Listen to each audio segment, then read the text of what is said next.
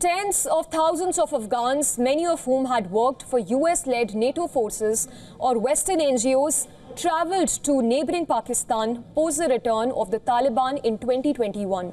4 years on, thousands of these activists, musicians, journalists and others are still waiting, desperately hoping that one of the Western embassies will give them a safer legalized existence. Our next report brings you the story of one such Afghan family.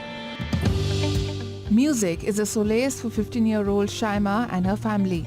They're among many Afghan refugees who live in safe houses in Islamabad, keeping their voices low, fearful that their neighbours don't overhear their Afghan mother tongue. Shaima and her family have been dealt an unlucky hand, considering they were scheduled for a flight to New York in February this year, but their plans to fly out from Islamabad went up in the air when newly re-elected US President Donald Trump indefinitely suspended refugee admissions, stranding around 15,000 Afghans. That's not all. They're also at risk of a renewed deportation drive by Pakistan, where they have long exhausted their welcome. The prospect of a forced return to Afghanistan, the only country in the world that has banned girls and women from most secondary and higher education as well as jobs, is particularly devastating, especially for a musical family, underlining the harsh reality of the Taliban's music ban. Afghanistan, the situation, especially for musicians, is not a good place. If those people if they would find us immediately, they would do something with us. I was hoping to one day become a big musician, became a active advocate for people, to be a voice for those people to not have a voice, and do with the music, do some good thing in the world.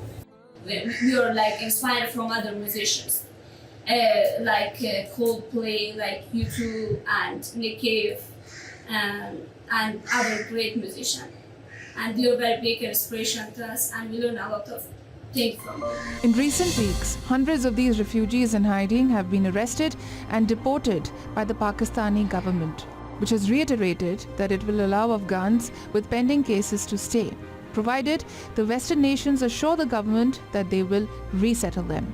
Reportedly, multiple deadlines have been agreed upon but not honoured. Back home in Afghanistan, before the Taliban came to power, Shaima and her sister Lailama had attended the after-school lessons, where they learned to play guitar and explore their musical talents, run by a former American arena rocker.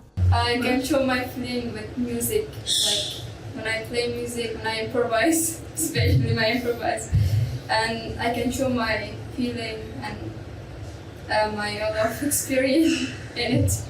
One of 10 siblings, Lailama sold sunflower seeds to help support the family and had cherished a stringless plastic guitar until she encountered the real thing.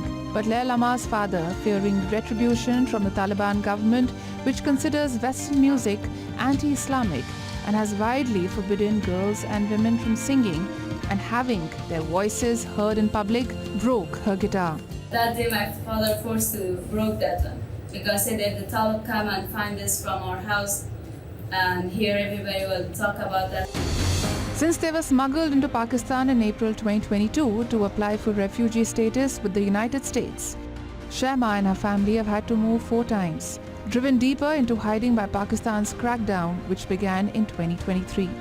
Initially, the US government was helpful, but the Trump administration has dismantled the office and the protections it offered, leaving the Afghan refugees in limbo. Like Shaima and her family, thousands more, mostly in the capital Islamabad or its outskirts, are waiting for relocation.